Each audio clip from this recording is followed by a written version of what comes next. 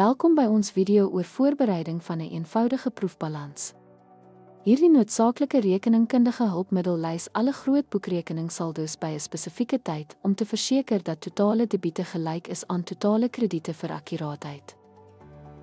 Aanberei 'n proefbalans voor, begin deur alle rekeninge te lys. Sluit beide debiet- en kredietsaldo's van die groot boek in.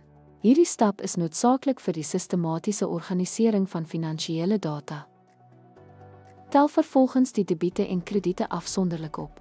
Dit is belangrik om te verseker dat hierdie totale balanseer, aangesien dit die akkuraatheid van aangetekende transaksies bevestig en help om enige teenstrydighede te identifiseer.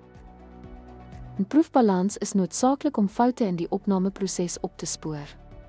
Deur hierdie probleme vroegtydig te identifiseer, kan u dit regstel voordat u voortgaan met die voorbereiding van die finansiële state. Die proefbalans dien as 'n kontrolepunt en verseker dat rekeningkundige rekords gebalanseerd is. Hierdie stap is van kritieke belang voordat finale finansiële verslae geskep word, wat vertroue in die akkuraatheid van die data bied. Om die belangrikheid van 'n proefbalans te verstaan, help om akkurate finansiële rekords te handhaaf. Dit dien as 'n fundamentele stap in die rekeningkundige proses en verseker dat alle inskrywings korrek aangeteken word. Deur 'n proefbalans op te stel, kan rekenmeesters verifieer dat alle transaksies akkuraat aangeteken is.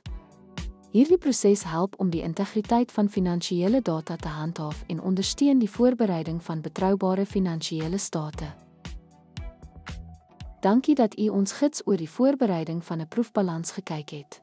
Hierdie noodsaaklike hulpmiddel verseker gebalanseerde rekeningkundige rekords en bied 'n betroubare fondament vir die skep van akkurate finansiële verslae.